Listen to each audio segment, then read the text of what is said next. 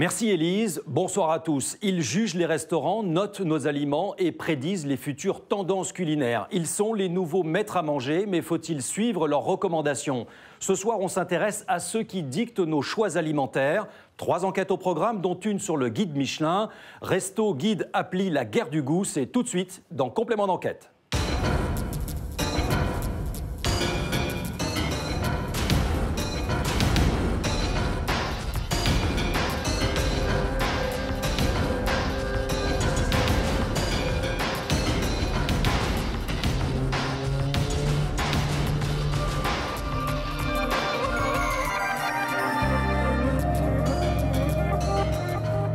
C'est vraiment s'occuper de l'assiette. L'assiette n'a rien que l'assiette.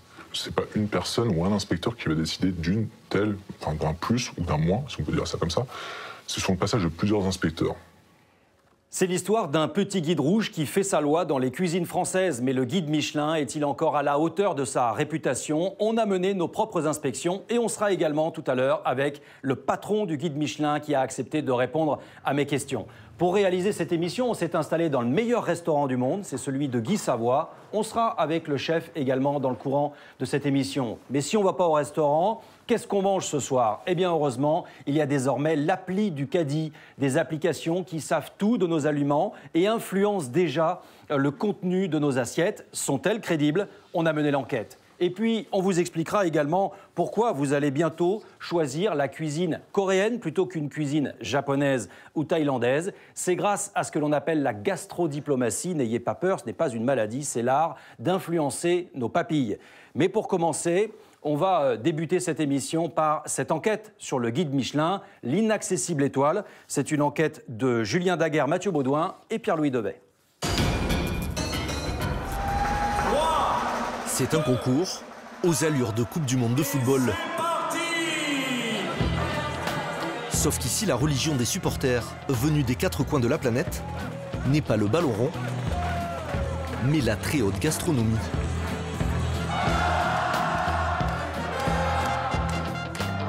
Entre chartreuse de légumes et gigot d'agneau, bienvenue au Bocuse d'Or, la compétition culinaire la plus prestigieuse au monde. Dans 4 minutes, on pourra découvrir le premier plat, le plat de la Finlande. Le rêve de ces jeunes cuisiniers, décrocher un jour le Graal, une étoile au mythique guide Michelin, et rejoindre ainsi le cercle fermé des chefs multidécorés. C'est possible pour un grand chef de se passer des étoiles Michelin? Putain, vous avez des questions à la con, là, sans déconner. Pour moi, c'est ma vie, Michelin. Quand j'ai 50 balais, j'ai vécu... moi, j'ai une collection de guides Michelin chez moi, je collectionne tout Michelin. Ça vous a changé la vie, vous, la 3e étoile? Oui, ça m'a complètement changé la vie. Parce que ça amène des clients de partout, parce que c'est voilà, c'est une image hyper importante et très importante. Mais cette année, dans les coulisses du Bocuse d'Or, l'atmosphère est plus pesante que d'habitude. Ambiance soupe à la grimace, car une semaine auparavant, le guide Michelin a cloué au pilori des barons de la gastronomie. Tiens, nous fais prends-moi une photo. J'étais énervé qu'ils aient enlevé la étoile. Parmi les principales victimes, le célèbre cuisinier au chapeau Marc Vera, rétrogradé par le Michelin, un an tout juste après avoir obtenu 3 étoiles dans son nouvel établissement. À ses côtés, le restaurateur lyonnais Pierre Orsi, privé lui de la seule étoile qu'il avait pourtant depuis 40 ans. Quand Marc Eberlin apprend à son tour qu'il perd sa 3e étoile après 52 ans de règne, ils font en larmes. Le jour où ça arrive, c'est comme un coup de massue. On va rebondir, c'est ce que j'ai dit à mes équipières. Pardon. Jean-François Piège. L'édition 2019 du Michelin a créé un séisme dans le petit monde de la cuisine française. Pourtant, à l'annonce du palmarès, le nouveau patron Gwendal Poulenec apparaît décontracté. Respect mutuel et une confiance réciproque. 38 ans, look de jeune cadre dynamique, ce diplômé de l'ESSEC entend dépoussiérer la marque. Les étoiles ne sont pas données à vie, donc les établissements peuvent perdre leurs étoiles une année et tout à fait les retrouver l'année suivante. Le guide Michelin aurait-il perdu son âme? Au cœur des critiques, la stratégie du nouveau directeur, au profil jugé trop marketing, mais aussi les méthodes de ses inspecteurs tant redoutés. Exceptionnellement, le Michelin nous a ouvert ses portes. On commande, on mange, on paye et on part. Mon travail, c'est de manger. Ce qui se passe avant ou après, c'est plus mon ressort. Du siège de Clermont-Ferrand aux restaurants étoilés du Danemark, enquête sur les secrets du guide Michelin. Avec le Michelin, on a tout vu. Et alors, vous avez vu quoi? Et sur les recettes de fabrication du célèbre petit livre rouge.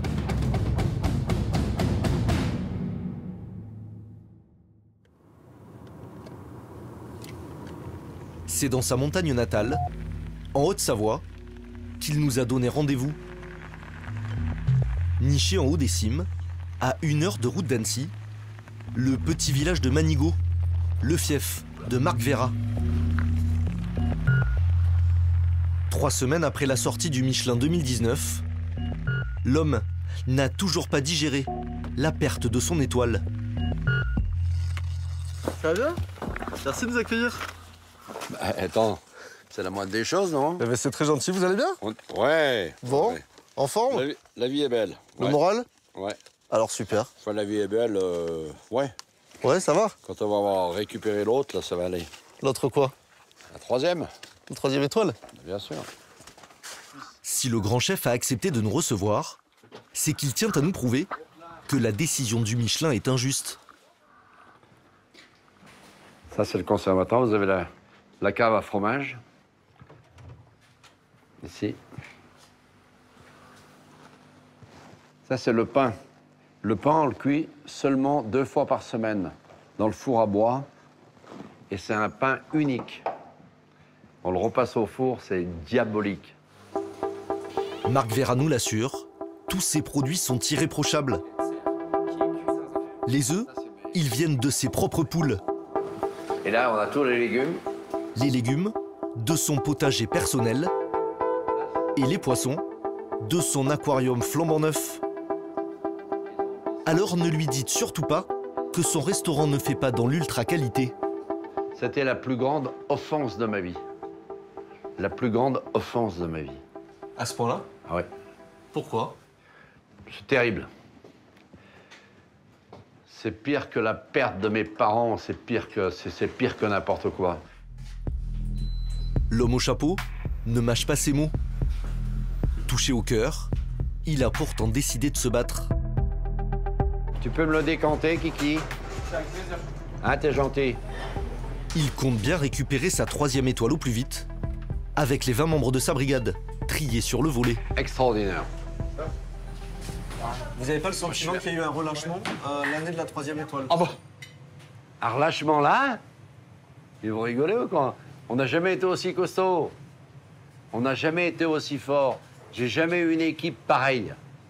Jamais. Jamais depuis 50 ans. Le chef Vera serait-il mauvais joueur? Selon lui, le guide Michelin et ses inspecteurs ont carrément bâclé le travail. Si on peut être plus liquide, s'il vous plaît. Qu'est-ce qui n'a pas été? Est-ce que c'est l'accueil? Est-ce qu'on a fait des erreurs au niveau du service? Je ne sais pas. Est-ce qu'ils sont venus? Première chose, déjà. Vous en doutez? Je veux savoir s'ils sont venus. Vous avez des doutes là-dessus? J'ai des doutes parce que, normalement, quand le guide Michelin vient, il donne sa carte à la fin. Moi, j'ai pas eu de carte, alors c'est peut-être la nouvelle mode, hein. À la carte de son restaurant, un menu dégustation unique de 12 plats, facturé tout de même 395 € par personne. Parmi les gourmandises, noix de Saint-Jacques à la marinière. Cette sauce est assez corsée, la raison pour laquelle je vous invite vraiment à commencer par la Saint-Jacques et à terminer par les coquillages. Bonne dégustation. Ou encore saumon rosé, cuit dans l'écorce d'épicéa. Une prestation haut de gamme qui semble toujours parfaitement convenir à la clientèle. On ne comprend plus bien les critères sur quels critères ils se fondent pour donner une 3e étoile ou en enlever une. Ouais. Parce que là, j'aimerais bien savoir sur quels critères ils se sont basés pour faire ça. Vous avez fait ce restaurant quand il était 3 étoiles. Vous faites ce restaurant maintenant qu'il est 2 étoiles. Est-ce que vous voyez une différence? Aucune. Aucune. Donc c'est incompréhensible. Le guide rouge aurait-il commis une erreur en sanctionnant Marc Veyrat? À Paris, c'est en tout cas ce que pense le critique gastronomique Perico Lécasse. Avec des poulets de Bresse. Ça, c'est des poulettes de Bresse, c'est des petites femelles de Bresse, c'est magnifique. Ça tombe bien, je vais parler du guide Michelin, et dans les restaurants étoilés au Michelin, il y a souvent des poulets de Bresse. L'homme n'est pas réputé tendre avec les grands chefs, mais dans le cas Veyrat, selon lui, la décision du guide n'a rien à voir avec des critères culinaires. Il a été évoqué à la direction centrale de Clermont-Ferrand de supprimer le guide papier, la version papier pour ne garder que le site internet, parce que le guide papier coûte trop cher. Et la direction du Michelin a fait comprendre est-ce qu'on pourrait faire une année de plus, une tentative de plus, si on fait parler de nous. Pour parler de soi, faut créer de l'événement, faut créer un incident. Il y a donc une tentative de faire du buzz. Marc Veyrat est un personnage truculent, médiatique, une très forte personnalité. Il savait très bien qu'en le sanctionnant, ça allait générer une polémique. Ils sont victimes de la mode, ils sont victimes de la tendance. C'est dommage parce que c'est pas leur éthique. Éthique, rigueur, indépendance, ce sont ces valeurs qui ont fait la renommée du guide depuis sa création. C'est à Clermont-Ferrand que la légende s'écrit, au siège historique du groupe Michelin et de ses 2 frères fondateurs, Édouard et André. Ce sont les premiers, les frères Michelin, à faire rouler une voiture sur de l'air. En 1895, ils construisent eux-mêmes une voiture et ils vont mettre au point le premier pneu de voiture. 10 ans après cette invention révolutionnaire, les frères Michelin ont une autre idée, celle d'aider les automobilistes dans leur voyage. Nous sommes en 1900, le premier guide voit le jour. À l'époque, une sorte de répertoire de toutes les adresses utiles, conçu grâce à la participation des automobilistes eux-mêmes. Comment est-ce que je peux faire réparer ma voiture? Comment est-ce que je peux approvisionner ma voiture? Et aussi ce qu'on recherche en voyage, c'est-à-dire se loger et se nourrir. Pensé avant tout comme un outil de promotion de la marque Michelin et de ses fameux pneus, au début des années 30, le guide se professionnalise. Il devient payant et les étoiles apparaissent. Une étoile, une bonne table. À l'époque, on le disait dans la localité, aujourd'hui on le dit dans sa catégorie. 2 étoiles, cuisine excellente, mérite un détour. Et 3 étoiles, une des meilleures tables de France, vaut le voyage. C'est toujours la définition qu'on donne aux étoiles aujourd'hui. Grâce aux étoiles, le petit livre rouge s'impose au fil du temps comme la référence absolue de la gastronomie française. Il propulse au firmament des grands chefs, comme Joël Robuchon ou Paul Bocuse. Le guide tire à l'époque 500 000 exemplaires. Il est la nouvelle Bible. Ses apôtres, ce sont les inspecteurs. Ces hommes de l'ombre qui débarquent à l'improviste, font et défont la réputation des restaurants. Jusqu'à présent, ils étaient craints et respectés. Mais aujourd'hui, certains chefs n'hésitent pas à critiquer ouvertement la nouvelle génération des inspecteurs. À la tête du carré des Feuillants à Paris, Alain Dutournier a perdu 2 étoiles cette année. C'est uniquement ça. Avant, on savait très bien qu'un inspecteur qui démarrait était pris sous la coupe pendant 5 ans d'un ancien. Ils tournaient avec lui, ils apprenaient à déguster, à savourer une maison, à comprendre un hôtel, à comprendre un restaurant. Qu'est-ce qui vous fait dire qu'aujourd'hui, c'est plus le cas, que ces inspecteurs ne sont plus suffisamment bien formés? Mais quand on regarde un petit peu les décisions prises, on s'aperçoit qu'il y a une génération de petits ignorants qui sont tout de suite racolés par le visuel au-delà du gustatif. Les nouveaux inspecteurs, de petits ignorants. Exceptionnellement, le groupe Michelin a permis que nous rencontrions l'un d'entre eux. Mais sous certaines conditions. Accepter la présence d'un attaché de presse qui enregistrera tout notre entretien. Ne pas évoquer le palmarès 2019. Et surtout respecter scrupuleusement l'anonymat de notre interlocuteur. L'anonymat, c'est le leitmotiv de notre métier, c'est-à-dire que l'anonymat garantit l'indépendance. Si aujourd'hui je perds mon anonymat, je perds mon travail. Ce pâtissier de formation est inspecteur du guide depuis 5 ans. Selon lui, pour intégrer le Michelin, il faut avoir minimum 30 ans, un diplôme dans l'hôtellerie et au moins 10 ans d'expérience dans de grands établissements. Une fois que vous rentrez dans la maison, vous avez un parcours de 6 mois de formation avec des inspecteurs seniors.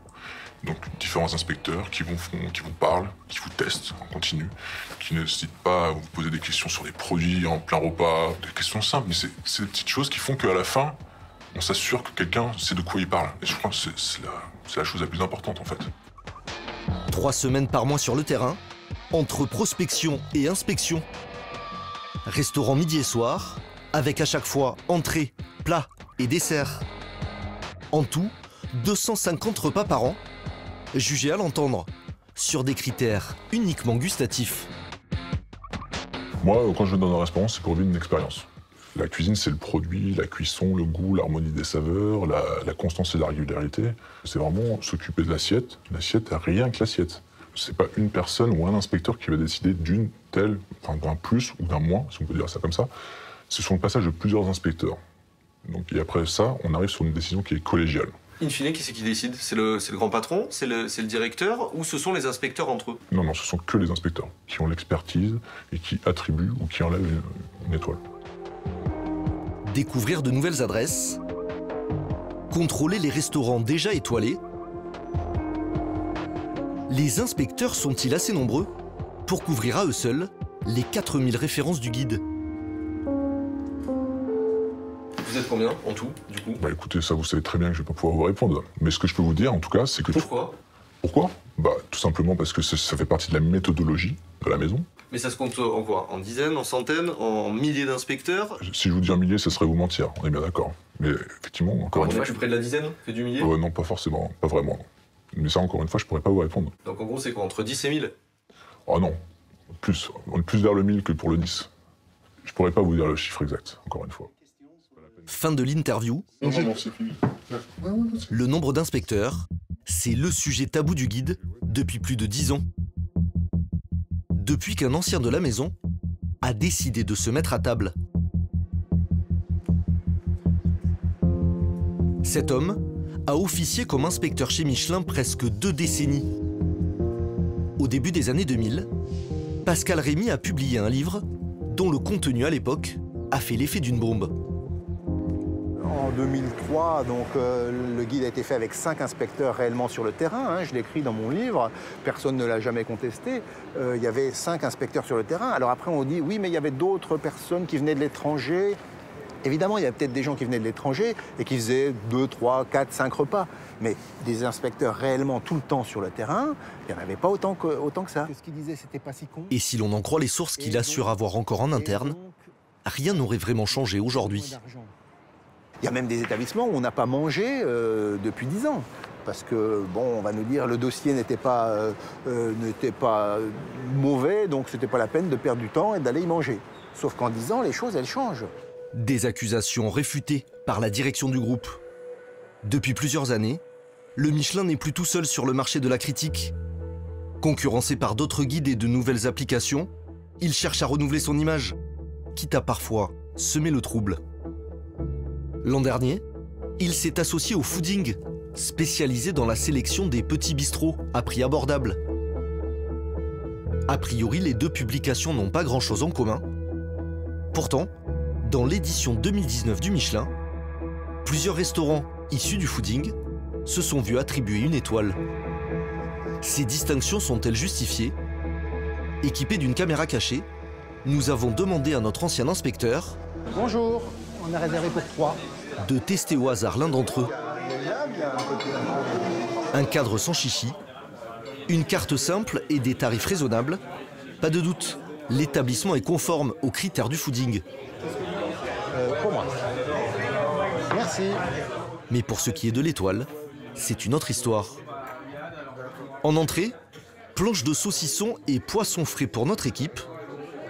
Boulettes de viande à la tomate pour Pascal Rémy. Ça, une assiette de saucisson, aussi bon qu'il puisse être, je ne peux pas dire que ça puisse valoir directement une étoile. Ça me paraît tout à fait simple. Et puis les boulettes, ben, voir un petit peu comment elle est faite, avec quel genre de farce et tout. Mais visuellement, on n'est pas du tout dans l'idée de l'étoile.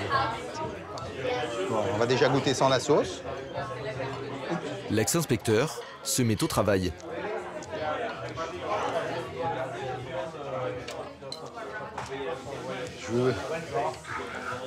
On n'est pas dedans là.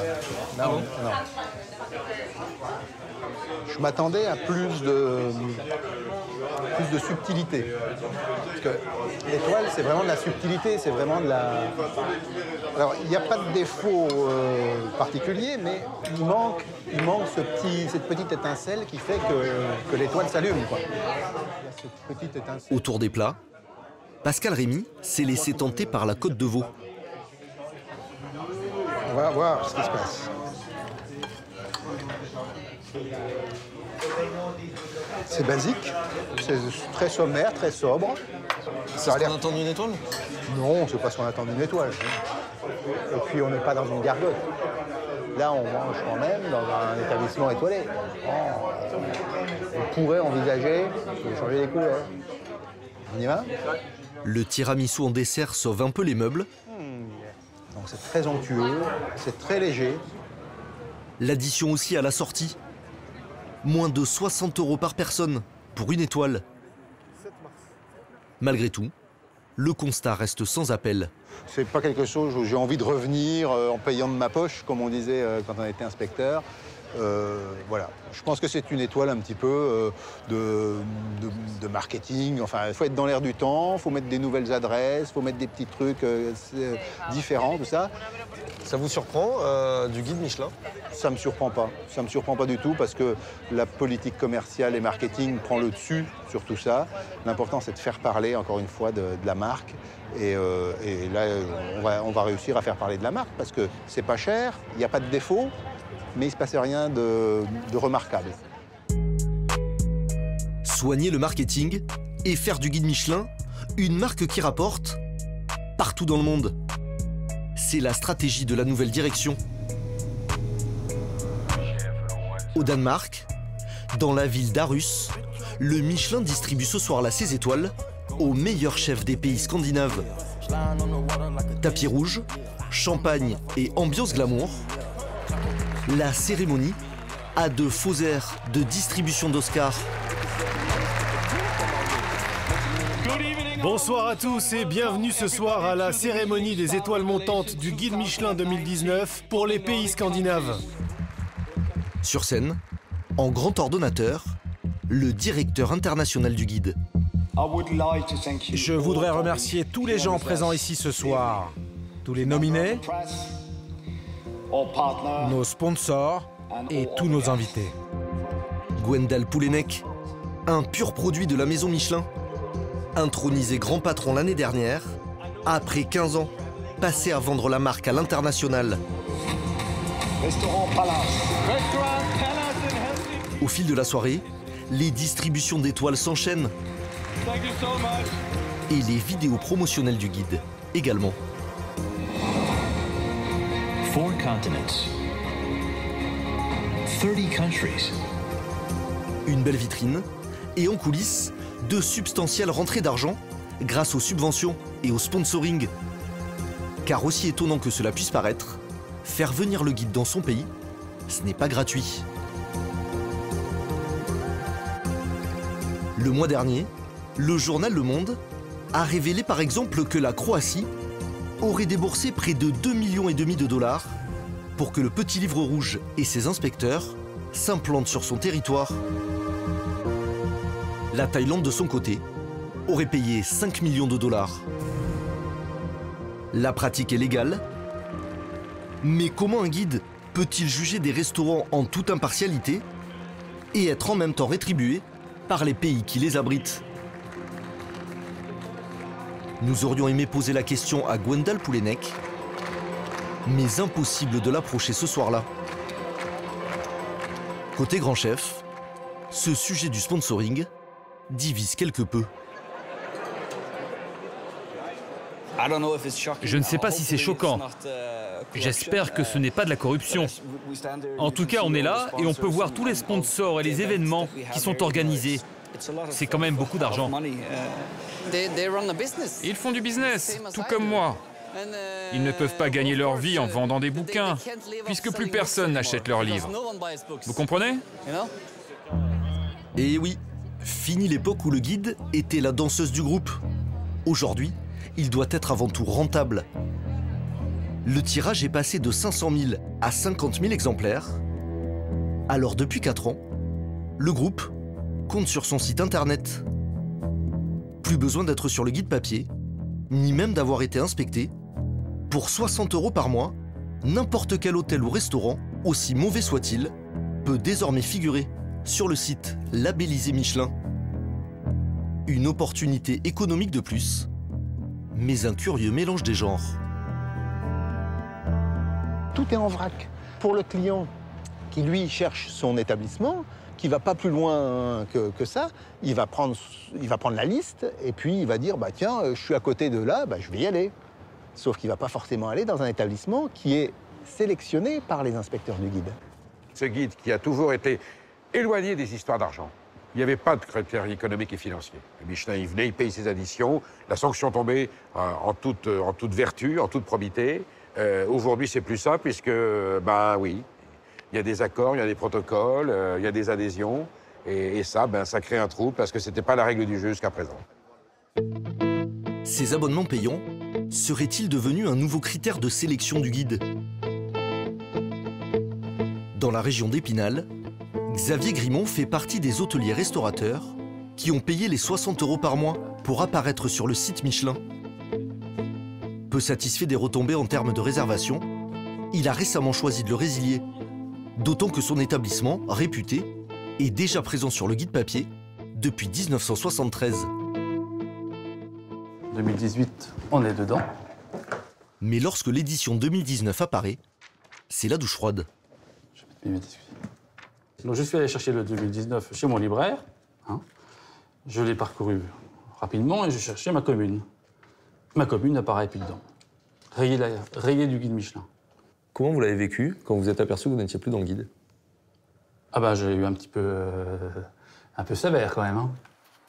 Le restaurateur se demande si en le retirant de la version papier, le guide ne lui ferait pas payer son désabonnement sur Internet. Des doutes renforcés par le fait qu'il n'est pas le seul dans ce cas-là. Je regarde les autres communes, je regarde Épinal, pas d'hôtel à Épinal. Je regarde Saint-Dié-des-Vosges, pas d'hôtel à Saint-Dié-des-Vosges. Vittel, pas d'hôtel à Vittel. Contrexéville, qui est quand même des stations fortes du thermalisme, pas d'hôtel non plus. J'ai fait une petite rapide recherche et je m'aperçois que de Nancy jusqu'à Jarrammer, il n'y a plus un hôtel. Au total, ce ne sont pas moins de 20 professionnels de son département qui se seraient désabonnés du site Michelin et auraient subitement disparu du guide papier. Xavier Grimont est le représentant local des hôteliers restaurateurs. Bonjour, Président. Ce matin-là, c'est devant le président du Conseil général des Vosges qu'il plaide sa cause et celle de ses collègues. Merci beaucoup. Être radié du jour au lendemain, sans explication, c'est un petit peu difficile pour eux, moralement aussi, pour le chef d'entreprise, pour les entreprises. Pour le président du Conseil général s'engage à envoyer une lettre à la direction du guide. Les restaurateurs, eux, demandent simplement plus de transparence. J'ai eu un retour par mail comme quoi rien n'avait été négatif. Voilà. Et qu'il y avait un repositionnement du guide Michelin. J'ai pas eu plus d'explications. J'ai demandé d'avoir un feedback sur l'éventuelle visite de l'inspecteur que je n'ai pas eu. Mais j'ai un mail comme quoi rien n'est négatif. Bon. Je sais pas ce qu'il faut payer pour être dans le guide Michelin. Ça n'a pas été défini comme ça. Hein, on le sait pas. Donc comme on ne veut pas nous le dire clairement, donc on peut supposer, on ne sait pas. Hein. Mais bon, je pense que le guide Michelin a changé de stratégie. Voilà, complètement.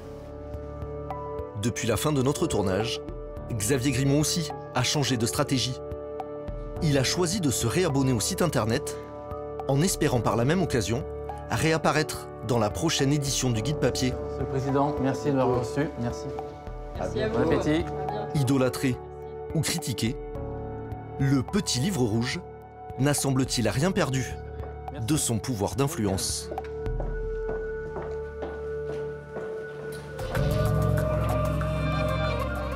On est ici au Café Constant avec vous, Gwendal Poulenec. Merci infiniment d'avoir accepté notre invitation. C'est la première fois que vous acceptez de répondre. Vous êtes le patron, le nouveau patron du Guide Michelin. Alors on va reprendre chacune des accusations en détail. Première question très simple. Marc Veyrat, il ne méritait pas cette troisième étoile?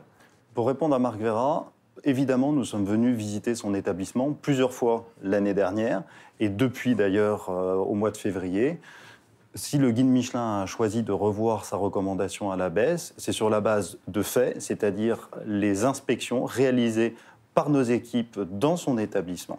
Alors, vous êtes le nouveau patron, ça veut dire quoi? Ça veut dire que Marc Veyrat ne méritait pas sa troisième étoile l'année dernière lorsqu'elle lui a été attribuée, ou qu'on a été trop indulgent il y a un an, ou que cette fois-ci, il a baissé de niveau? Non, absolument pas. En fait, l'année dernière, il a été récompensé avec 3 étoiles sur la base de l'ensemble des essais. Donc il est moins bon que l'année dernière?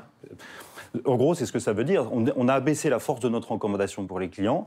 L'année dernière, cette décision a été prise de façon collégiale par l'ensemble de nos inspecteurs. C'était un magnifique 3 étoiles. Cette année, sur la base du dernier passage de nos inspecteurs, de l'ensemble des dernières visites, nous avons décidé de descendre un petit peu la force de cette recommandation, tout en continuant à mettre en valeur cette table. On ressent quand même une certaine opacité à ce propos. On ne sait pas très bien comment ça marche. D'abord, question simple, combien vous avez d'inspecteurs? Alors, on ne répond pas à cette question, mais pour une raison simple, c'est que le guide est convoité, est imité, et nous devons protéger à la fois nos savoir-faire et les gens qui travaillent pour le guide. Certains nous disent que vous n'auriez pas plus d'une quinzaine d'inspecteurs. Alors, je peux vous dire une chose, c'est que c'est bien plus que ça. Aujourd'hui, nous avons plus de 15 nationalités d'inspecteurs qui sont partout dans le monde, et qui donc tournent pour assurer que nos classements soient homogènes et que la méthode soit appliquée avec la même constance et la même équité dans tous les pays, quels que soient les types de cuisine. Mais c'est de l'ordre de plusieurs centaines, un millier, ou on est plus proche des dizaines? Je ne répondrai pas à cette question. Mais c'est très important parce que, par exemple, si vous avez 15 inspecteurs, qu'ils font 300 repas chacun, ça fait 4500 restaurants. Mais le problème, c'est que une fois que vous êtes dans un restaurant, vous ne pouvez pas goûter tous les plats, toutes les entrées, tous les plats, tous les desserts. Donc c'est important de le savoir.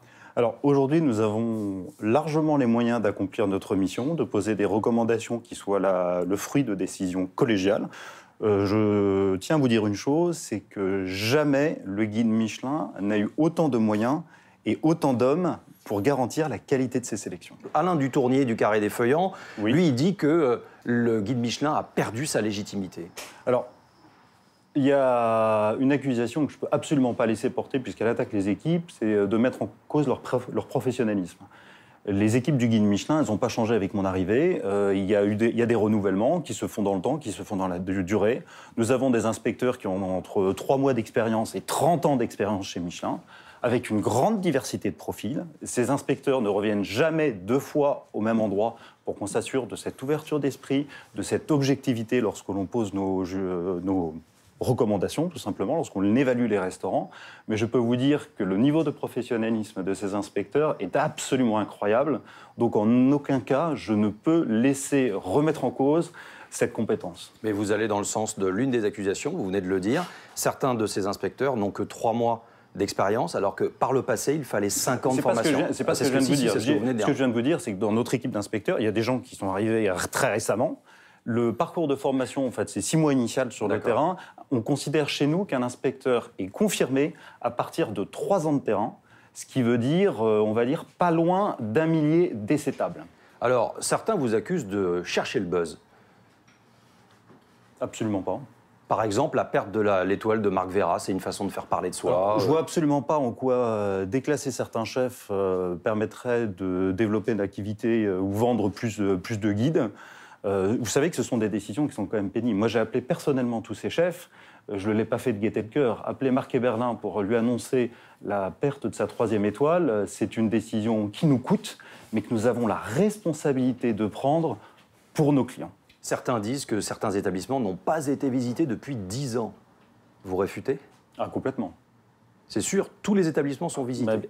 Le principe du guide Michelin, c'est la visite annuelle, et il va de soi que lorsqu'on attribue des étoiles, 1, 2 et a fortiori 3 étoiles, les établissements sont visités plusieurs fois dans l'année. Alors, selon le journal Le Monde, à 2 reprises, le guide Michelin a accepté une rémunération contre une implantation de Michelin dans certains pays, en l'occurrence la Thaïlande et la Croatie. Est-ce que vous acceptez en effet des rémunérations contre des implantations ? Alors déjà, le premier point, c'est qu'il n'y a pas de nouvelle politique du guide Michelin. Le guide Michelin s'est développé à l'international depuis le début du siècle. Premier guide Michelin hors France, c'est 1904. Oui, mais peut-être que ça prend une autre tournure maintenant. Non, le choix d'ouvrir un guide Michelin sur une nouvelle destination, c'est avant tout un choix éditorial, c'est-à-dire qu'il y a une richesse culinaire que le guide Michelin veut révéler à son client. Donc ça, c'est le premier point.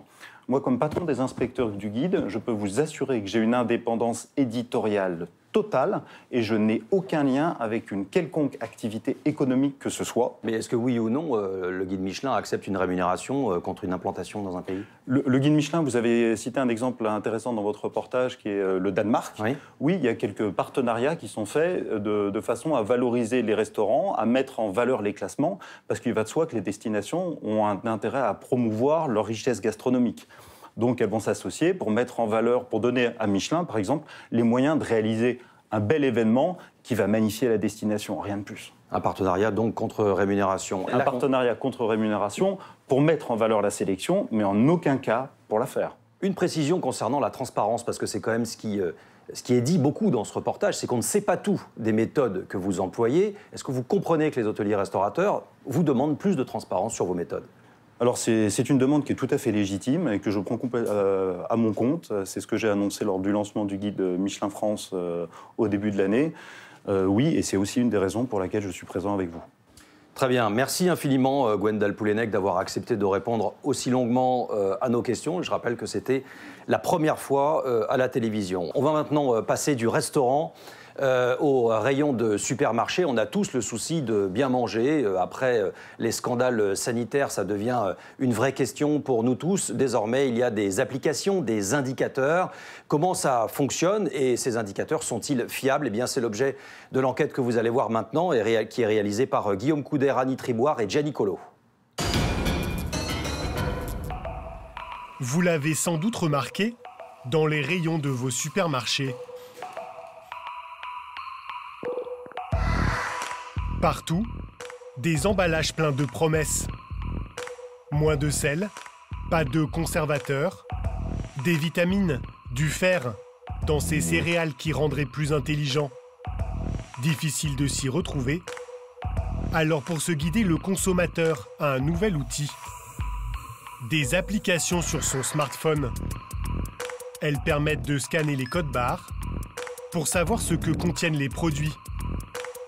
Combien de protéines, de graisses, de sucre.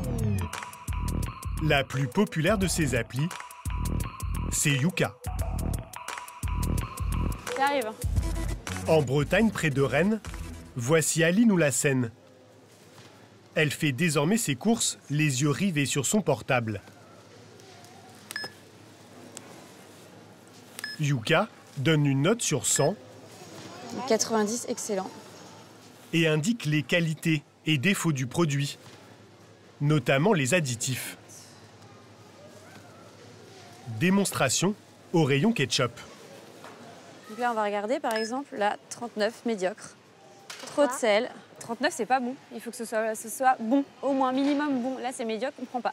Alors là, il y en a un. Tomato ketchup avec 50% de moins en sucre. Donc là, on a des chances que ce soit bon. Ah bah alors, vas-y, laisse-moi faire. On a peut-être trouvé. Quelle note il a eu? Donc là, il est bon. Et il a un additif sur 11. On y va. Aline est très attentive aux additifs. Ces petites, Sarah et Lina, se prennent au jeu. Avec l'appli, elles ont changé leurs habitudes. Ça, les danettes, ça j'en mange depuis que je suis petite. Voilà. Eh ben, un 39. Alors là, ça m'a surpris. 4 additifs, c'est bourré d'additifs. Donc ça, c'est fini. Les danettes, on a mis une croix dessus, on n'en mange plus. Il n'y a pas d'additifs. Pour certains produits, Yuka propose même des alternatives. Voilà. Donc là par exemple, pour les gâteaux beurre qui sont bons, ils nous conseillent de prendre soit biscuit nature, céréales bio, 67. Le défaut, c'est trop de calories. Voilà. Mais après, on n'en mange pas tout le temps des gâteaux, donc là, on peut prendre. On prend des galettes, Sarah? Donc là, 94, excellent. De toute façon, tout ce qui est breton, c'est excellent. À la maison, avec son mari Jawad, cadre dans l'informatique, Aline a toujours éduqué ses enfants à s'informer sur ce qu'ils mangent. Sarah, tu m'aides? Allez, on range. Selon la jeune maman, les industriels, avec leur étiquetage, ne facilitent pas la tâche. On regardait déjà un petit peu, mais on avait du mal à comprendre, parce qu'il y a tellement de... Enfin, quand on regardait au dos des boîtes, il y avait plein de choses décrites, on ne sait pas à quoi ça correspond, on ne sait pas ce que ça signifie. Enfin, voilà, les industriels, eux, ils ont l'habitude, mais pas nous, donc c'est vrai que c'était difficile. Comme 2/3 des Français, le couple s'inquiète de ce qu'il a dans son assiette. Avec les applis, pour eux, le consommateur revient enfin au centre du jeu. C'est lui qui a le pouvoir aujourd'hui. Donc il peut bannir des produits comme il peut promouvoir des produits. Donc les industriels, j'espère qu'ils ont tout intérêt à écouter le consommateur et être plus transparent avec lui sur ce sujet-là. Bon appétit! Alors qui se trouve derrière Yuka? La start-up parisienne qui fait trembler l'industrie. Lancée il y a à peine 2 ans, elle compte déjà 8,5 millions d'utilisateurs. Je vais prendre un café. Et 6 salariés, réunis ce matin autour des 3 jeunes patrons. Benoît, son frère François et leur amie Julie. Vous vous attendiez à un tel succès aussi rapide? Non, enfin, on ne s'attendait pas à passer la barre des 8 millions d'utilisateurs, ni même des 1 million. Après, quand on a lancé l'application, on a quand même tout de suite senti qu'on avait touché quelque chose et qu'on répondait à un vrai besoin. On essaye de sensibiliser les consommateurs au mieux manger, c'est-à-dire de ne pas consommer des choses sans même savoir ce qu'il y a derrière. La jeune entreprise fait entrer des fonds grâce à une version payante, du coaching en nutrition et beaucoup de dons. Leur trésor, cette vaste base de données, plus de 450 000 références. On le prend avec Naki digital. Pour chaque produit, ce sont les utilisateurs qui envoient eux-mêmes les informations inscrites sur les paquets. Les gens prennent des photos pour justifier en fait des informations, pour qu'on soit sûr que la donnée est fiable. Par exemple ici, on a l'utilisateur qui a cadré sur la liste des ingrédients, sur le tableau nutritionnel, qu'on peut vérifier ici, et puis bien sûr sur la face avant du produit. À partir de ces informations, la start-up établit la note qui apparaît sur votre portable lorsque vous scannez. Elle est calculée ainsi. 60% de la note, c'est le Nutri-Score, la qualité nutritionnelle, évaluée en fonction du gras, du sucre, des fibres. 30% de la note est ensuite déterminée par la présence d'additifs. Yuka estime qu'ils peuvent être nocifs et les classe en 4 catégories. Les 10% restants, c'est si le produit est bio ou pas. Là, par exemple, on a un paquet de Prince qui va être noté 5 sur 100 parce que nutritionnellement, il est plutôt mauvais parce qu'il contient beaucoup de sucre, pas mal de graisses saturées. Il contient des additifs, dont un nocif, le diphosphate disodique. Et il n'est pas bio. Donc il ne coche pas beaucoup de cases, ce produit. La petite appli est devenue puissante. Les industriels, sous pression, commencent à modifier leurs recettes. Ils veulent être bien classés. 5 heures du matin, dans cette usine du groupe Fleury-Michon, les employés sont déjà au travail. Laurent Rouleau supervise la fabrication du nouveau produit du groupe, le jambon, zéro nitrite.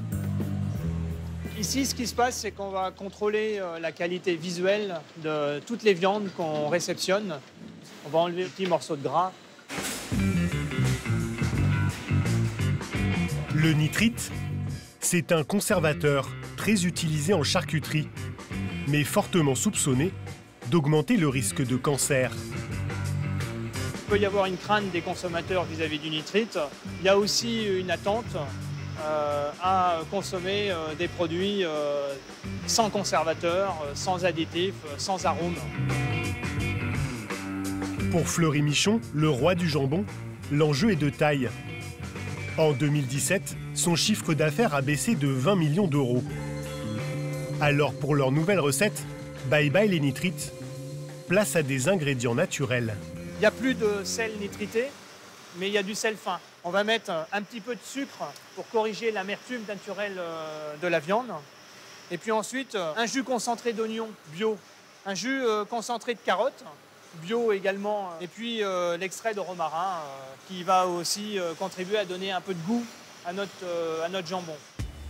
Pour l'instant, chaque semaine, il ne sort que 15 000 barquettes sur les 2,5 millions produites par le groupe. On est à l'étape de tranchage et de conditionnement. La viande doit être mangée plus vite, 1 semaine plutôt que 3. Une belle tenue, hein, même si c'est un produit plus fragile. Satisfaction pour Barbara Bidan, directrice santé. Sur Yuka, la note est meilleure que pour les autres jambons de la marque. Comme on a enlevé le nitrite de sodium qui, selon Yuka, est un additif à éviter, forcément on va gagner, au global, on va avoir une note meilleure. La finalité pour nous, c'est de travailler encore nos produits et faire en sorte que demain, le consommateur il ne sera pas obligé de passer par la phase du flash pour manger ou pas le produit. Afin de regagner la confiance des clients, l'entreprise fait aussi un effort de transparence. Alors, cette pièce, c'est une salle d'exposition, un showroom. Sur tous ses produits, elle appose ce logo qui n'est pas obligatoire, le Nutri-Score. Développé par les pouvoirs publics, il indique la valeur nutritionnelle d'un produit. Le score est calculé en prenant en compte les nutriments et aliments à favoriser. Fibres, protéines, fruits et légumes, mais aussi les nutriments et l'énergie à limiter. Calories, acides gras saturés, sucre et sel. Alors pourquoi leur jambon star, 0 nitrite, bien noté par Yuka, n'obtient qu'un C au Nutri-Score, quand les jambons classiques de la marque affichent un B? Si on enlève les nitrites, on va être obligé de remettre du sel pour qu'il puisse se conserver au moins 8 jours. Donc c'est pour ça qu'on voit finalement revarier le Nutri-Score, qui passe de B à C pour des questions de sel et de conservation. Il n'y a pas là une contradiction entre ce qu'indique le Nutri-Score et ce qu'indique Yuka? En fait, le Nutri-Score et Yuka, ils ne renseignent pas des mêmes éléments. Donc le Nutri-Score, lui, il est concentré sur les éléments nutritionnels, c'est-à-dire les protéines, les glucides, les lipides, le sel. Mais sur Yuka, ce qui transparaît davantage, c'est l'effort qui est fait sur les additifs, finalement, par rapport à l'ajout de sel. Yuka traque les additifs, mais sa méthode de notation est contestée. Peu fiable, selon certains chercheurs. Nous rencontrons la docteure Mathilde Touvier. Bonjour. Bonjour. Vous allez bien? Elle dirige le laboratoire public qui a mis au point le Nutri-Score. Je vous ai amené un panier de commission. Pour cette spécialiste, les notes de la start-up n'ont pas de base scientifique assez solide. Le problème de cette note, c'est qu'elle agrège plein de dimensions différentes. La dimension nutritionnelle, et qui est scorée par le Nutri-Score, là, on est à un niveau de preuve très fort. On sait que trop de sucre, de sel, d'acides gras saturés, pas assez de fruits et légumes, etc., ça, c'est mauvais pour la santé, et ça, on le sait de manière certaine. En revanche, les dimensions portant sur les additifs alimentaires, d'une part, et sur les pesticides et contaminants, d'autre part, on a des suspicions, avec certaines études qui suggèrent des risques, mais on n'en est pas du tout à un niveau de preuve pour pouvoir dire et pour pouvoir calculer une note. Face à ces critiques, Yuka met en avant le principe de précaution, insuffisant selon la chercheuse. On peut comprendre que le consommateur veuille à tout prix une réponse plutôt simple et binaire, puisqu'on n'a pas non plus des heures et des heures pour faire nos courses, donc on aimerait pouvoir savoir s'il y a un feu vert ou un feu rouge, sauf qu'en fait c'est beaucoup plus complexe que ça. Si on n'a pas l'information d'un point de vue scientifique, il ne faut pas la donner au consommateur. Pas toujours simple de s'y retrouver quand on fait ses courses. De plus en plus d'infos, de plus en plus d'applis. Nos aliments n'ont jamais été autant scrutés. En banlieue parisienne, un combattant de la transparence nous reçoit. Bonjour. Stéphane Gigandé, informaticien. Là, il y a les 4 poules. Avec son équipe, des bénévoles, il pilote l'association Open Food Facts. Ce jour-là, il prépare la prochaine version de leur appli. Et je me disais qu'on pourrait faire un truc comme ça, on pourrait peut-être enchaîné, que ce soit un peu dynamique, quoi. Leur combat, dévoiler l'impact de chaque produit sur l'environnement, son bilan carbone. Ça, c'est des lasagnes au bœuf. On va comparer le produit avec directement des lasagnes au poulet. Donc, on scanne le deuxième code barre et on peut voir l'impact carbone du produit. Donc là, par exemple, sur ces lasagnes à la bolognaise, ça va être rouge parce que le bœuf est très émetteur de carbone. Et on a des lasagnes au poulet qui vont être jaunes parce que du coup, un poulet va avoir moins d'impact sur l'environnement. Et donc, ça permet de savoir au quotidien quel impact on a et du coup, de pouvoir le réduire. Pour être le plus précis possible, l'équipe calcule aussi le trajet parcouru par les camions depuis l'usine jusqu'au magasin grâce à ces petits codes. C'est un code emballeur, une estampille sanitaire européenne. Et c'est un code qui va nous permettre de trouver en fait dans quelle ville est l'usine qui a fabriqué ce produit. On a créé une carte qui s'appelle « C'est emballé près de chez vous » qui permet de voir toutes les usines de France et d'Europe pour voir quels produits elles produisent. Donc ici, on voit que cette usine, elle est juste à côté de Bourg-en-Bresse. Et on peut voir que c'est une usine qui fait Marie et Weight Watchers. L'usine fait aussi des produits pour Carrefour. Scanner pour mieux manger, le réflexe pour l'instant ne concerne que 15% des Français. À l'Assemblée nationale, nous rencontrons le député Olivier Véran. Médecin de profession, il s'est spécialisé dans les dossiers liés à l'alimentation. Il y en a qui utilisent des applications smartphone qui sont très bien, complètes, etc. Mais il y a des gens qui n'ont pas forcément envie de faire leurs courses avec leur téléphone et qui ont juste envie de savoir ce qu'ils vont donner à manger à leur famille, à leurs enfants ou manger eux-mêmes. Pour le député, la solution, c'est le Nutri-Score. Voilà 5 ans qu'il se bat pour l'imposer aux industriels. Pour le moment, le logo reste facultatif. En 2014, on avait voulu mettre le Nutri-Score obligatoire sur tous les aliments. C'est-à-dire que sur tous les produits que vous achetez, il y aurait une Nutri-Score. Et en fait, la libre circulation des produits à travers les frontières européennes fait qu'on n'a pas le droit d'imposer de mettre un logo sur les paquets d'aliments. C'est le droit européen nous l'interdit. Donc on n'a pas pu l'obliger. Alors le député a trouvé une astuce. Ce soir-là, il veut faire voter par ses pairs, enfin ceux qui sont là, un amendement qui rend le Nutri-Score obligatoire. Non pas sur les emballages, mais dans les publicités. On peut contraindre les industriels à utiliser le Nutri-Score lorsqu'ils font des pages de publicité. Sur tout support, internet, télé, radio, journaux, partout. 22h08, c'est gagné. Pour 49, contre 1, cet amendement est adopté. Mais la guerre est loin d'être finie. Elle se joue ici, à Bruxelles, autour d'un projet de Nutri-Score européen. Certains élus y sont opposés, comme cet eurodéputé italien. Ancien ministre de l'Agriculture, Paolo De Castro. Pour lui, les exportations de son pays seraient pénalisées. On vous a apporté quelques produits italiens achetés en France. En effet, le scan rend son verdict. Alors le Nutri-Score du Nutella, c'est E, trop gras. L'huile d'olive, c'est D. Quand vous voyez du rouge, vous vous arrêtez. Comme au feu rouge, comme quand vous conduisez. Ça conditionne le consommateur. Ce qu'il faut prendre en compte, c'est la quantité. Parce que si je mange un morceau de fromage qui est noté rouge, ça n'est pas un problème, je peux en manger. Tout dépend de la quantité.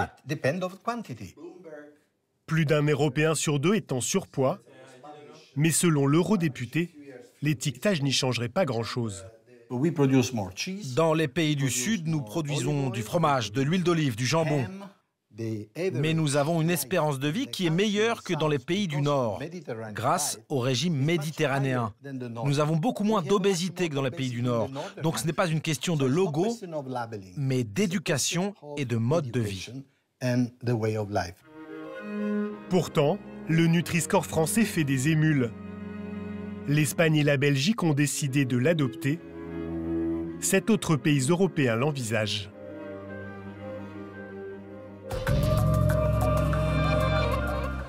Alors, quel est l'impact de ces applications? Eh bien, c'est la question qu'on se pose après la diffusion de cette enquête. Bonjour Michel-Édouard Leclerc, merci d'avoir accepté notre invitation au milieu de l'un de vos hypermarchés. Vous utilisez, vous, ces applications? Oui, j'utilise Yuka.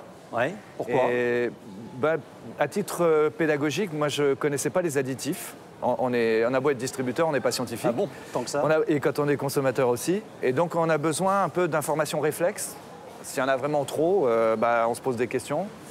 Et je trouve que Yuka, c'est assez facile à lire. Alors, quel est l'impact de l'utilisation de ces applications sur vos clients ici?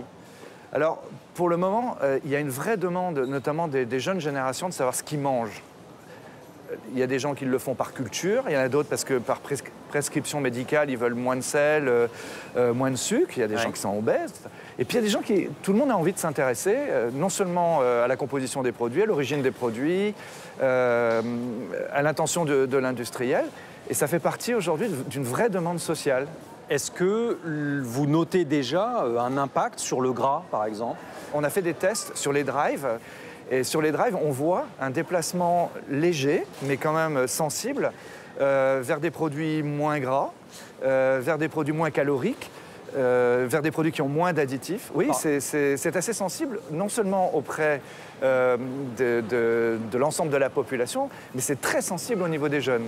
Par exemple, si on prend une sauce ketchup, les gens ont tendance à délaisser la mauvaise note et aller vers la bonne note, c'est comme ça que ça marche? Oui, les gens vont prendre quand même du ketchup s'ils veulent du ketchup. Et la pâte à tartiner pareil, la purée pareil. Ouais. Ça n'empêche pas de l'achat plaisir. Ça ne freine pas les pulsions. Ça ne freine pas les pulsions, mais ça les oriente vers les meilleures pratiques. Ici, dans ce magasin, par exemple, est-ce que le Nutri-Score est disponible sur tous les paquets? Alors, sur nos marques de distributeurs, 3600 références, on est tous au Nutri-Score et c'est affiché sur les 600 drives, sur les écrans d'ordinateur.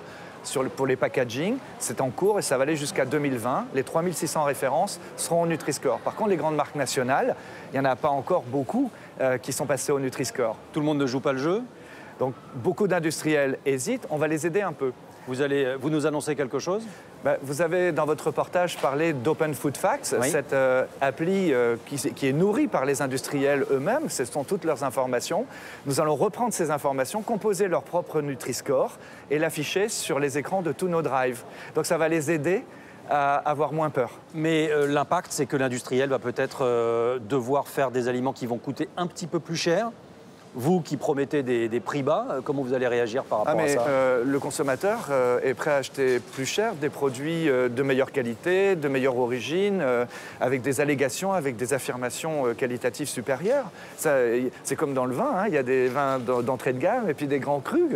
Mais comment on fait pour aller vers de la qualité sans augmenter les prix?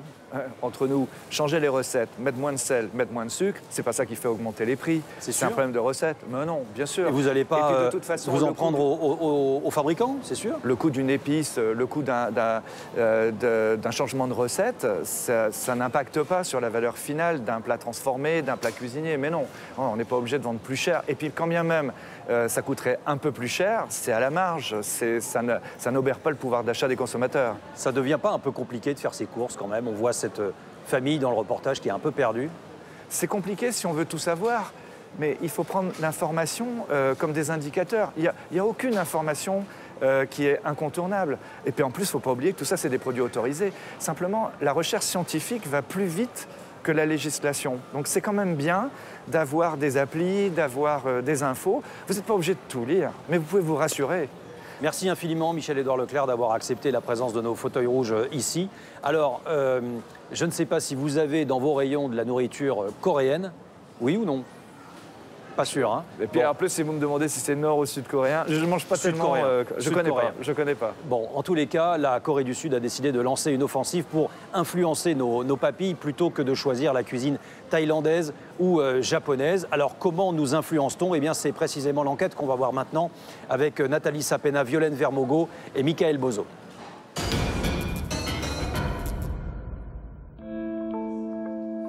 Chef d'Amiens entre en scène. Et t'as pas un petit vinaigre coréen? Ce matin, au planning du cuisinier star du web, vous voulez faire un petit, le tournage d'une recette coréenne. On y va? Cadreur, preneur de son, directeur artistique, réalisateur et même la chargée de clientèle du site. Une équipe au grand complet. Qui dit cuisine coréenne dit produit d'exception. Ici, vous avez des sauces soja exceptionnelles. Un des produits... Damien, le fondateur du site de recettes 750 grammes, s'est découvert une passion pour les étranges ingrédients de la gastronomie coréenne que personne ne connaît en France. Et ici, on a une pâte de soja fermentée, pimentée.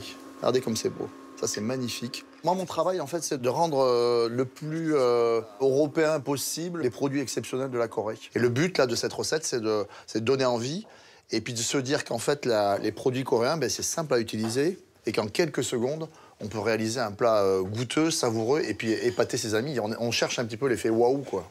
Lors de mes voyages en Corée, l'été, je me suis toujours régalé. Dans les coulisses, il y a aussi Monsieur Lee. C'est lui qui finance ce tournage pour le compte de la Corée du Sud. Et on va... Putain, excusez-moi. Tout doucement, tout doucement. Un produit unique au monde. Monsieur Lee est un employé du ministère de l'Agriculture de son pays, basé en France. C'est bambou. Ça c'est magnifique. Il a mis du temps à trouver son ambassadeur idéal. Okay. Ça aussi, c'est des sancho l'âge de 3 ans. Ouais. C'est Monsieur Lee qui choisit les produits à mettre en avant. On dirait que jusqu'à 10 ans, il n'y a pas de problème. Et Damien qui crée les recettes. Des produits 10 ans. Ça, c'est un produit mais juste extraordinaire. C'est un poivre de Sancho, poivre de Sichuan. Puis c'est poivré, c'est agrumes, etc. C'est exceptionnel. Et puis sans conservateur, sans rien, c'est juste la fermentation, le génie de la fermentation des Coréens. Donc vous aimez bien le chef Damien? Oui, parce qu'il explique bien, il comprend très bien, il pourra pousser. Parce que nous, on parle beaucoup de choses, mais il comprend très vite et il explique à sa façon très courte. Monsieur Lee a commencé par emmener Damien dans son pays, là où la fameuse pâte de soja fermentée a été élaborée. Je suis venu dans le sud-ouest de la Corée pour rencontrer Mme Gi, qui est considérée comme un trésor national. Pendant 10 jours, Damien a sillonné le pays à la découverte des producteurs locaux et de leurs recettes ancestrales. Du coup, on va se mettre... Leur collaboration dure depuis 2 ans et c'est un succès. Les 30 vidéos coréennes de Damien ont fait 5 millions de vues. Est-ce que ça... Tourner une recette comme ça, ça coûte combien, Monsieur Lee? Ah, ça, je ne peux pas parler, ça. Désolé. Le but, c'est quoi? C'est vendre plus de produits coréens? Plus de vendre le produit, bien évidemment. On travaille aussi de ce côté-là. Mais l'autre côté, c'est sensibiliser et puis notre culture et notre patrimoine savoir-faire, c'est très, très riche. Ça, c'est les Français qui ne savent pas. Le chef français n'est qu'un rouage de la campagne internationale lancée par la Corée il y a 10 ans. Objectif, hisser sa cuisine au sommet de la gastronomie mondiale. Une décision prise en 2009, au plus haut niveau de l'État. La première dame a annoncé que l'État allait soutenir la promotion de la cuisine coréenne à l'étranger. C'est ce qu'on appelle le soft power. Gagner de l'influence et des touristes grâce à de bons petits plats. Comme l'Espagne, l'Australie ou la Thaïlande, tous ces États investissent de l'argent public pour faire connaître leur cuisine. La Corée du Sud, réputée pour ses voitures Hyundai et ses téléphones Samsung, veut s'imposer désormais chez les gourmets du monde entier. Une stratégie de conquête à coups de bibimbap, de kimchi et de barbecue. On traite le sujet gastronomique comme un sujet industriel. Donc on a envie d'être puissant dans ce domaine, on y met les moyens, on y met les gens, on prend les talents là où ils sont. Le pays est pensé comme un produit, en fait, comme une entreprise. Il faut convaincre, il faut séduire. Un défi de taille pour ce petit État coincé entre les dim sum chinois et les sushis japonais. Notre cuisine équilibrée et saine est une solution pour lutter contre la malbouffe et l'obésité. La cuisine coréenne, pour moi, va devenir la cuisine asiatique de référence dans le monde. Pour atteindre cet objectif, toute la société coréenne s'est mise en ordre de marche. La bataille de la kimchi diplomatie est engagée.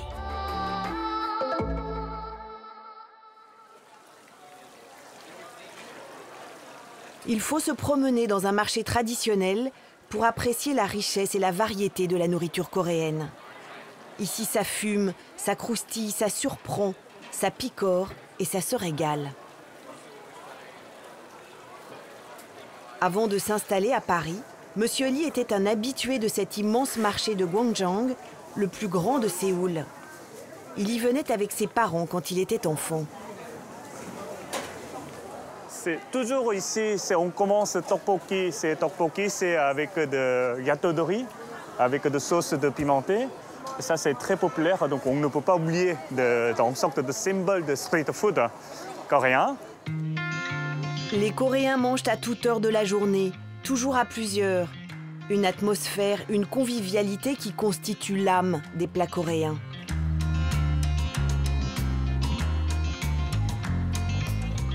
Après l'école, on mange, on partage ces petits snackings.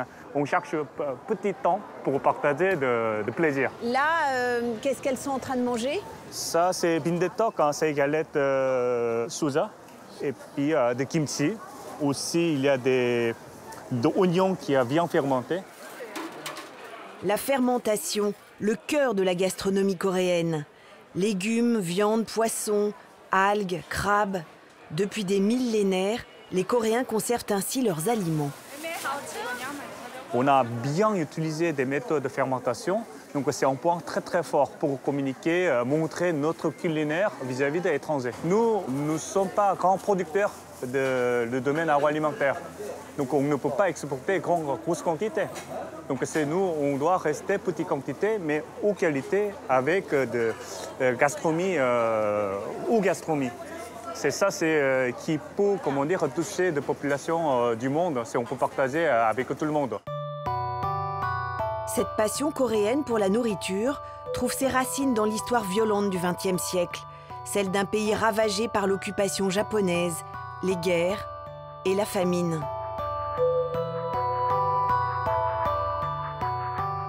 C'était un luxe de manger. D'ailleurs, les Coréens, quand ils vous disent bonjour, ils vous disent annyeonghaseyo.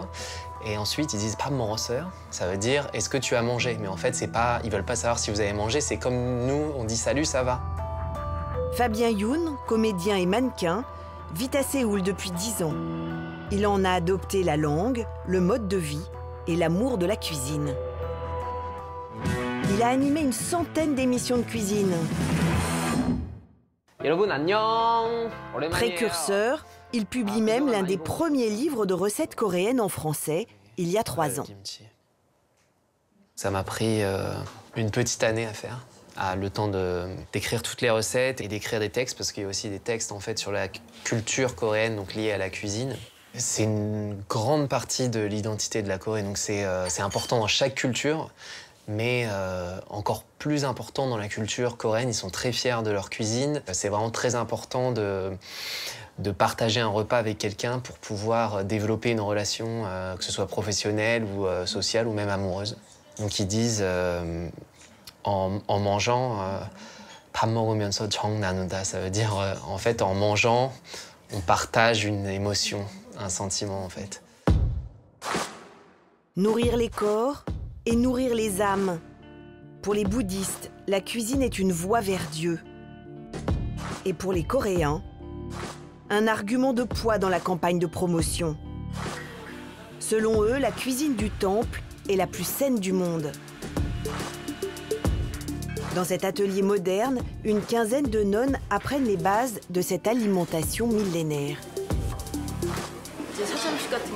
Le plus important dans la cuisine du temple, c'est sa dimension végétarienne. Elle respecte la vie et l'environnement, et donc c'est la plus adaptée pour l'avenir de l'humanité. Au menu, tofu braisé au sarrasin et à la bardane.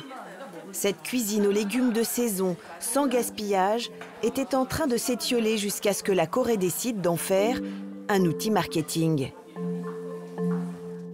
En témoigne cette bande dessinée, distribuée gratuitement aux touristes et déclinée en 6 langues, dont le français. Ça, c'est l'histoire d'une jeune Coréenne qui part étudier la cuisine à Paris. Et son professeur lui conseille de retourner aux sources, en Corée, pour apprendre la cuisine du temple.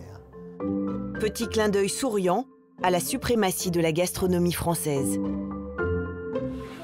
En vantant les préceptes de la cuisine bouddhique, les Coréens entendent répondre aux préoccupations de la société moderne. Obésité, boulimie, suralimentation, malbouffe. La cuisine du temple est la solution à ces maux d'aujourd'hui. Mais l'objectif le plus important de la cuisine bouddhique, c'est que les êtres humains trouvent le bonheur. La nourriture est vraiment un bon moyen d'être heureux. La Corée traditionnelle, carte postale idéale au service de la politique industrielle. Car le pays veut aussi booster ses exportations. C'est l'ambition affichée par le géant de l'agroalimentaire, Seiji Cheiljedang.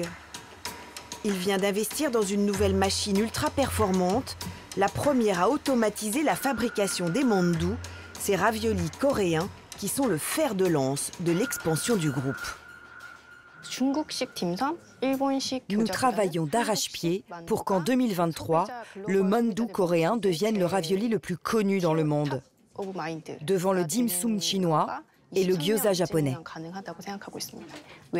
Notre objectif, c'est de devenir le leader mondial des plats cuisinés surgelés.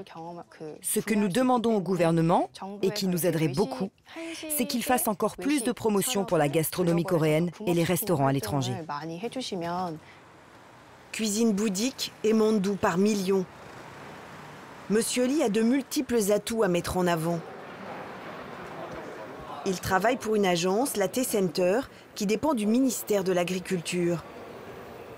C'est ici, dans ces bâtiments imposants, que la stratégie de promotion est pilotée. Ici, c'est mon bureau à Séoul. Moi, je travaille à Paris, mais de temps en temps, je viens pour voir de mon expédiaire. Nous, on est, comment dire, de petits pays, mais actuellement, on est très dynamique.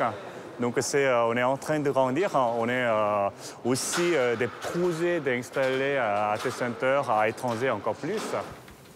13 bureaux actuellement, une cinquantaine d'agents, à pied d'œuvre pour vendre la marque Corée.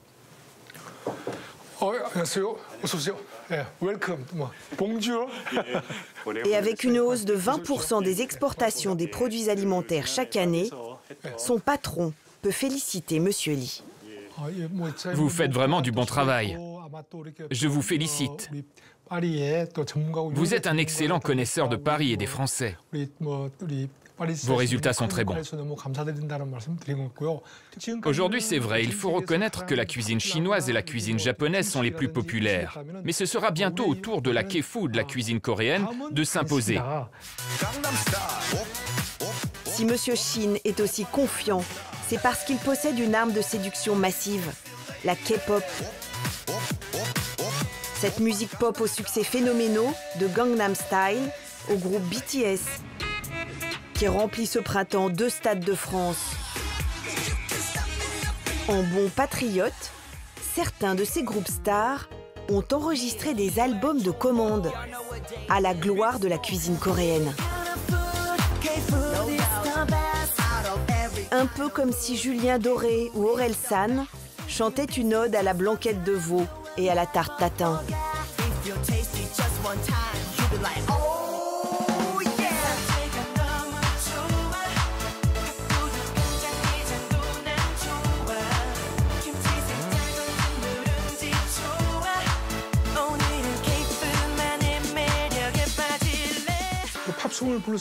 Quand j'étais jeune, j'ai écouté des chansons pop américaines. Et ça m'a donné envie de manger des hamburgers. Plus tard, quand j'ai écouté des chansons françaises, j'ai eu envie de visiter Paris et la France et de déguster des plats français. Ce sera pareil pour la cuisine coréenne. Les gens dans le monde sont fans de la K-pop. Ça les amène à s'intéresser à la Corée et tout naturellement à vouloir manger nos plats.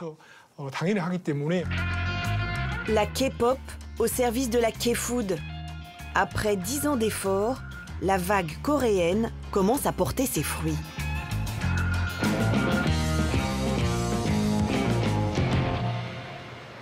À Paris, le nombre de restaurants coréens explose.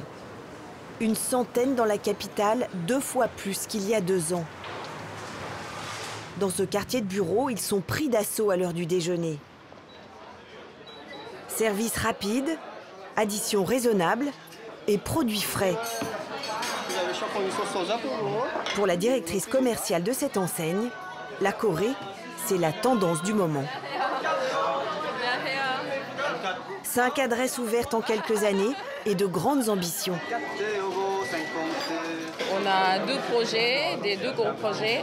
Un, c'est pour un peu plus banlieue et pour un centre commercial. Et sinon, à la fin de l'année, on a un autre restaurant qui est plutôt très haut de gamme vers Champs-Élysées. Parmi les clients attablés, 2 ados fans de K-pop et de séries coréennes. Elles viennent pour la première fois dans un restaurant coréen. Mais elles se sentent ici dans leur élément. Elles connaissent déjà tous les noms des spécialités. Les ramen instantanés, les kimbap et les bibimbap. Et comment vous avez découvert ces plats? Dans les dramas coréens.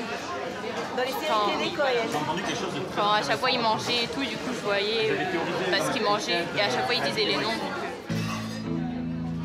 Il n'y a donc rien de spontané dans l'intérêt que nous portons à la gastronomie coréenne. C'est ça le soft power, une stratégie de séduction construite étape par étape. Cette journaliste de Elle est l'une des premières à avoir écrit des articles sur la K-food il y a 5 ans déjà, en bonne dénicheuse de tendance. Manger coréen, c'est s'approprier une petite part du rêve, d'ailleurs de l'exotisme. C'est-à-dire que je n'ai pas les moyens d'aller en Corée, mais je mange un repas coréen. Donc d'une certaine façon, j'expérimente quand même un petit peu. Ça nous rend plus sensibles à cette culture, ça nous rend plus ouverts à cette culture. Et donc, je pense dans l'imaginaire collectif, ça nous donne une vision plus positive au global de tout ce qui peut être coréen. La Corée va-t-elle s'imposer au firmament de la gastronomie mondiale? Finira-t-elle un jour par remporter la bataille des assiettes?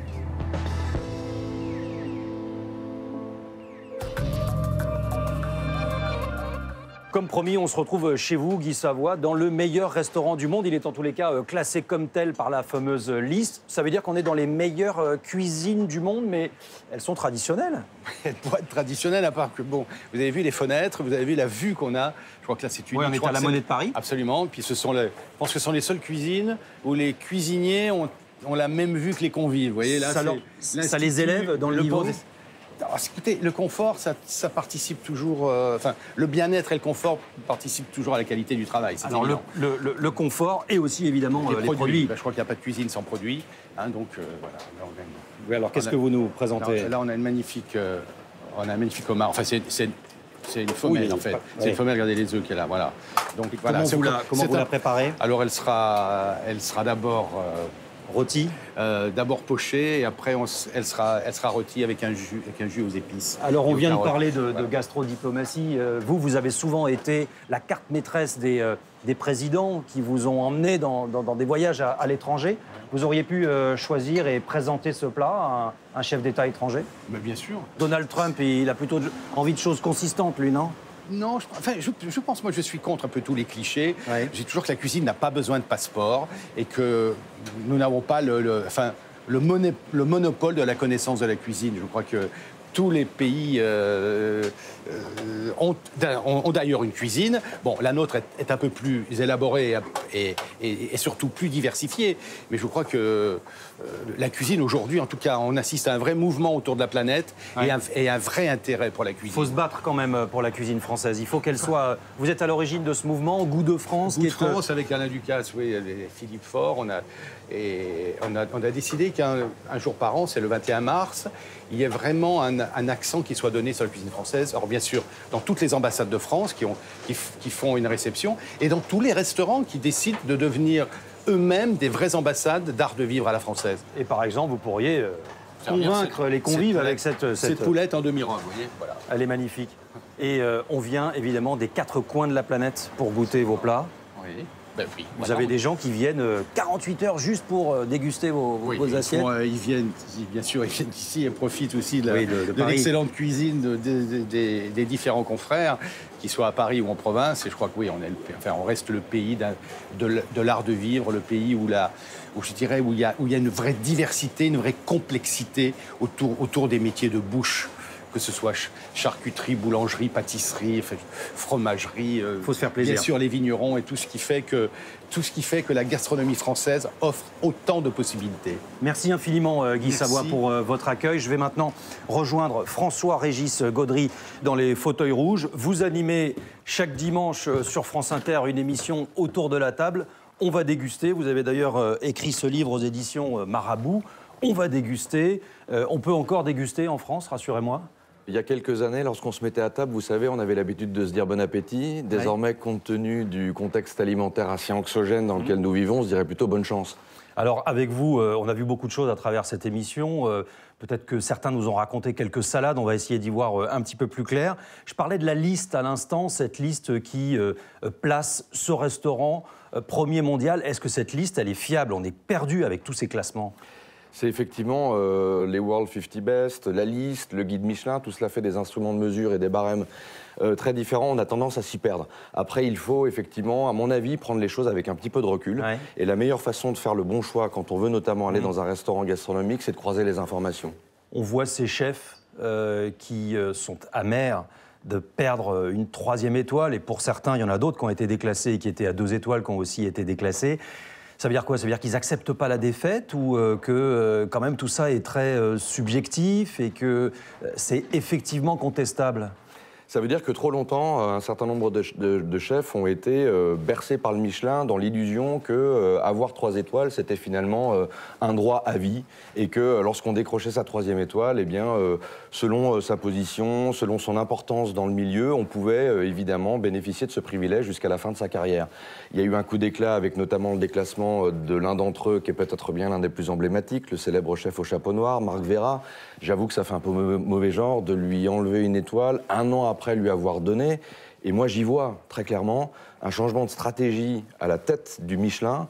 Et je vois cette décision comme un désaveu des décisions et de certaines décisions qui ont été prises au palmarès 2018, c'est-à-dire seulement il y a un an. Voir un autre chef, là ça n'a rien à voir, le chef Damien, au début du reportage qu'on vient de voir de Nathalie Sapena en Corée, qui fait la promotion des aliments coréens. Qu'est-ce que ça vous inspire? Voir des chefs qui deviennent les hommes sandwich, soit d'État pour faire la promotion de cuisines étrangères, ou pire que cela, des chefs qui sont les hommes sandwich de certains produits industriels dont on sait qu'ils n'incarnent pas un idéal alimentaire, là effectivement il y a une question qui me semble assez grave. Il y a eu il y a quelques semaines cette question qui a été posée sur l'émission de consulting à coups de sommes mirobolantes que touchaient les chefs pour être conseillés sur des plats cuisinés. Bon, bah, là, effectivement, on s'est rendu compte en plus que dans ces plats cuisinés, il y avait des additifs dont certains avaient une nocivité avérée.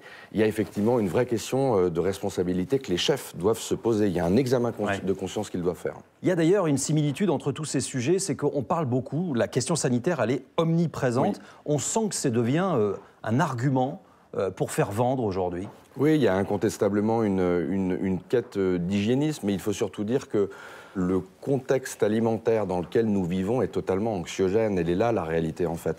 Et parfois même mortifère, mais on sait évidemment que l'alimentation industrielle est à l'origine d'un grand nombre de pathologies et de maladies dont on constate le développement dans les sociétés occidentales aujourd'hui. Dans le meilleur des cas, ce sont les intolérances, les allergies, mais les questions de diabète, les maladies cardiovasculaires, certains cancers, l'obésité, qui est le fléau par excellence de nos sociétés modernes, on sait qu'elles ont leur source dans cette alimentation industrielle. Donc je crois que l'application, par exemple, ou tous ces outils qui permettent d'y voir plus clair, ça dénote effectivement un déficit d'information. Et c'est certainement aussi, comme on l'a vu dans le sujet, un moyen de pression très fort pour les marques et pour les forcer, les pousser à épurer un certain nombre de leurs recettes. Mais il faut quand même se dire que ça fait aussi, il y a quelque chose d'un peu pathétique de voir quelqu'un en train de dégainer son smartphone au supermarché. Oui, mais en même temps, les gens, ils sont quand même perdus avec toutes ces crises. Oui, ils sont perdus, mais ça fait l'effet de quelqu'un qui aurait une machette dans une jungle un peu hostile, alors qu'on peut aussi, pour manger mieux et essayer d'atteindre une forme d'idéal alimentaire, s'orienter peut-être aussi vers d'autres solutions. On peut se tourner vers des aliments qui sont plus naturels, plus bruts. Lorsque vous allez dans un rayon de supermarché, au rayon céréales par exemple, vous achetez un paquet de lentilles. Faire une salade de lentilles à la maison, c'est 2,80 € le paquet de 500 grammes. Vous achetez une petite échalote, vous faites une bonne vinaigrette. C'est 30 minutes de cuisson, c'est pas grand-chose. Ça réintègre du geste en cuisine. On sent que vous aimez la cuisson, hein. On sent que vous aimez la table. Non, mais je veux dire par là que le mode alimentaire, on peut le réorienter vers, effectivement, plus d'éco-responsabilité. Et je me suis laissé entendre que vous faisiez partie, de l'Amicale du Gras. Oui, je fais partie de l'Amicale du Gras et je le revendique, car oui, le bon gras existe. Le bon gras, c'est aussi la vie, on en a besoin. Je préférerais toujours d'ailleurs un fromage au lait cru plus gras qu'une spécialité industrielle fromagère allégée, parce que là, on parle de bon gras et que dans le cas précis d'un fromage fermier, le gras, c'est le vecteur du goût. Une question sur la place de la cuisine française dans le monde. On est toujours au top ou ça se discute? Je dirais qu'on est toujours au top. Je dirais que la France reste toujours la plaque tournante de tous les chefs d'Asie, d'Amérique du Sud qui veulent venir se former en France.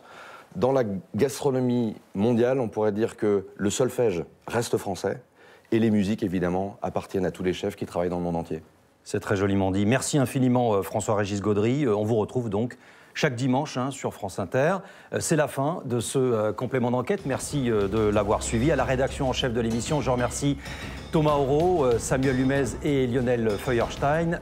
Caroline Durand était à la préparation de ces entretiens. Merci également à Cléa Joanneau. Philippe Lallemand est le réalisateur de cette émission. Merci à toute son équipe. La semaine prochaine, vous retrouverez l'émission politique de Léa Salamé. Nous, on se retrouve dans 2 semaines. D'ici là, passez une excellente fin de soirée sur France Télévisions. À bientôt.